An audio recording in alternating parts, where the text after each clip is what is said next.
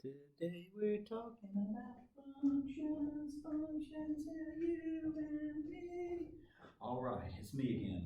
We've only got about 10 or 12 minutes. That's as long as I want to keep this video to kind of give an introduction or review or preview, whichever situation you might be in, of functions.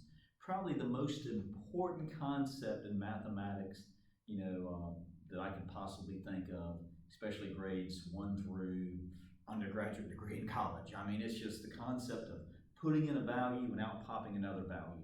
So watch this video a couple times and then actually read the textbook, and this will help you zero in on the most important part. Now, I will say that knowing what a function is, tests for what a function may look like depending on what form it is. Are you looking at a graph? Are you looking at an equation? Are you looking at a table of values? So looking at it over the course of multiple representations, being able to determine the domain and range of a function, and not just a function, but we should be able to determine the domain and range of lots of other things like circles, for example. So now we can go back and look at circles, and we could give you a circle in standard form or general form and say, what's the domain and range? So that would be exciting. And then a little part that sometimes is added into this section is the concept of the difference quotient. And I do have that written on the board, and I'll go through all three of these concepts pretty quickly. The difference quotient is part of me that I think it's pretty important. You're talking about a slope formula. It is it's essential in developing the concept of the derivative in calculus. And in fact, in Calc 1, once I finish limits, I would do the difference quotient several times with several different functions, and add on a little piece of limit to it, and all of a sudden students develop their own shortcuts on their own for calculating the derivative, which is really awesome. So let's just jump right into it. So the key concepts, definitely relation, set of ordered pairs. That's simply a relation. The x, the independent, the y, the dependent, and basically a function is like a machine. So you put something in, bing, out pops something else. So if I put in the number 2, bing, out pops the number 5. If I put in the number 3, bing, out pops the number 7. If I put in the number 10, bing, out pops the number 21. And you may say, well, I wonder what's going on here.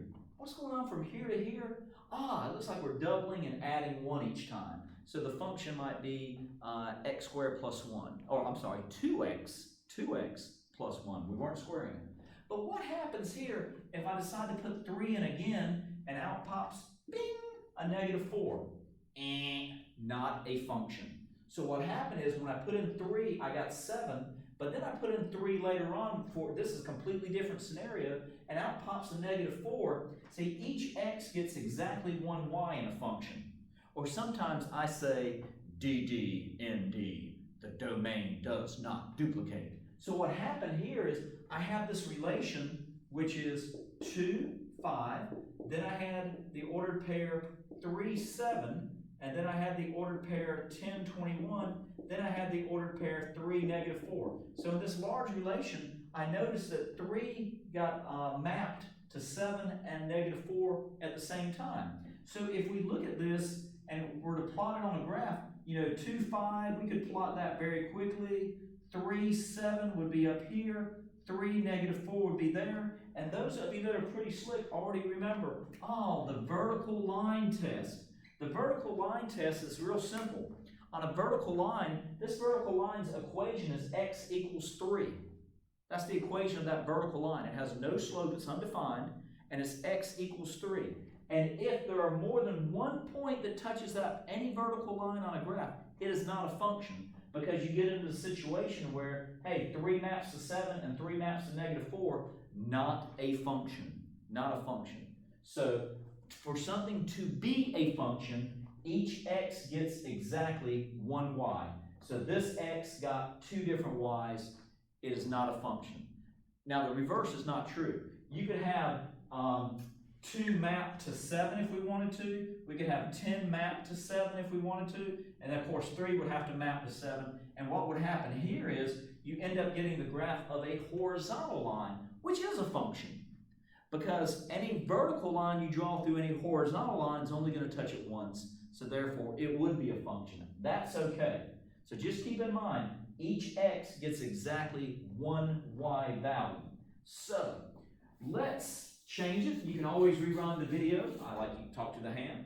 So what happens here is once we know something is a function, if it's a graph, again, you can use the vertical line test. If it's a series of values, look at all the x's and make sure they map to the same, y value. But once we know something is a function, for example, y equals 3x plus 2, that is a function. There's no way we're going to put in a value for x and get two different values. Tripling a number and adding 2 to it is going to give you the same value. So what happens is once we know this is a function, we can rewrite it in what's called functional notation. Some young students call it f of x notation. It's functional notation. F stands for function. So what happens here is we could say, well, what is f of 3? And it's pretty simple. We just plug 3 into the x. So f of 3 would equal 3 times 3, which is 9, plus 2, which is 11. It's a lot nicer using functional notation than it is to say, what is the value of y when x is equal to 3? I could just say, what's f of 3? What's f of smiley? Easy. We just plug in smiley in the place of x, and there you go. It's exactly what it is. And that's an ugly plus, but it is a plus. So, that's great. So the numbers going into our function machine, that's your domain. What pops out is the range. So one of the more difficult concepts I've noticed students struggle with for the last 20-some years I've been teaching mathematics is how to determine domain and range. So let's look at this. Here's one way to do it. Domain. What can I plug into this? Can I add 3 to any number that I can think of? Sure. So my domain is going to be all reals, all real numbers, from negative infinity to positive infinity. That's using that interval notation. So all reals, lots of different ways you could write it. So let's just go through all 4 of these and talk about what we can plug in. Then we'll talk about what we get out. So in this case, squaring a number. Can you square any number? Yeah, I think we can. We can square a positive. We can square a negative number. We can square 0. I can square the square root of 3. Irrational numbers. So yeah, once again, domain is all real numbers. But right here, when we want to graph the square root of x, keep in mind we're graphing in the real number system. We don't like the square root of negative numbers. So we're fine with only plugging in 0 and positive numbers. So here there is a restriction. Ding, ding, ding. A restriction to the domain. So in this case, the domain right here, the domain would be from 0 to infinity. Those are the numbers that we can plug in. And last but not least, if we look down here at number 4, we see that, well, yeah, we can divide 1 by any number we want to. Except 0. Rats. So in this particular case, what we want to do is exclude 0. So our domain, we could say x cannot equal 0.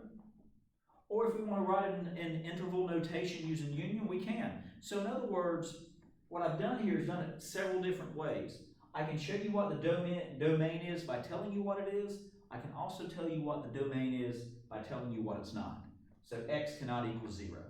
It's pretty simple. Now let's say, for example, that this had been 1 divided by x minus 3. 0 is in the domain of this function.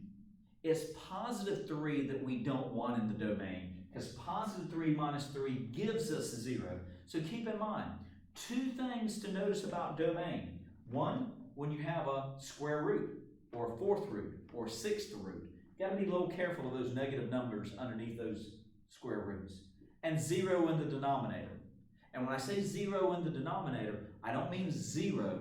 I mean what number causes the denominator to equal 0. So in this case, the domain would be all reals except 3. Let me change it back. I'm not going to do range. I really want to focus on domain first. But in this particular case, our range, what are we going to get out? Our range is going to be all reals in this particular case. so no big deal there. I said I wasn't going to talk about range, but I might as well throw it in there. Y equals x squared. When you square a number, it's going to be positive. So therefore, we're not going to have negative numbers. So our range is going to include all the numbers from all the positive numbers. Does it include 0? Yes, it does. So wow. Same thing here. Our range is going to be the same thing as this one. Now look, if I'm already confusing you, like I said, really focus on domain first. What can I plug into a function? My recommendation is for domain, go ahead and say it's all reals. And then look to see, do you have a square root involved? Do you have a rational or a fraction where a 0 situation could occur in the denominator? Those are the two main cases. Now, some of you that are more advanced shouldn't even be watching this video. Yes, there are restrictions in trigonometric functions. But if you think about it, a lot of those restrictions to the domain and trigonometric functions, you can rewrite those as rational functions and then think about where 0 occurs in the denominator. Also with logarithmic functions, even exponential functions, you gotta be, sometimes you gotta be a little careful with dealing with those. Not so much exponential, but logarithmic, definitely restrictions to the domain. But right now, what we're doing right here, this is definitely good. And look at it. If I were to graph y equals x plus 3, it would be the graph of this.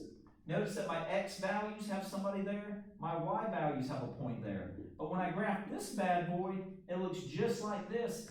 All my x values, as I go out along the x-axis, I can find points. But when I look at my y values, there's nothing below the x-axis for my y values, hence the range, the y values. Y equals the square root of x, starts at the origin and does that. Which is why the domain and range are pretty much the same, because this graph is all isolated in the first quadrant where everything's positive. Time is ticking off the clock. I got to give all I got. The difference quotient. Here we go. If I were to give you a very simple problem, like maybe f of x equals x squared minus 5, and wanted to use the difference quotient to evaluate that, let's see what would happen here. I'll use a different color. To use the difference quotient, what we do is we find out what f of x plus h is. So over here, when I had this nice little function, if I wanted to find out what f of x plus h is, that means that I put x plus h in the place of the x value in the original function. Plus 2. So I'm going to do the same thing here. This f of x plus h is this function, and I'm putting x plus h in the place of x. So let me cover this up. F of x plus h is this function with x plus h substituted in for x. I also need to subtract f of x. So subtracting f of x right here means to subtract x squared minus 5. And I'm saying subtract f of x, so subtracting each term in f of x, all divided by h. Just h. It's not f of h, it's h. So what we have right here now is x plus h squared is x plus h times x plus h, which is x squared plus 2xh plus h squared when you use FOIL, minus x squared plus 5, all divided by h. And what happens is x squared minus x squared is gone. Oh, I did make a little boo-boo, didn't I? I forgot my minus 5. Oh, I was so intent.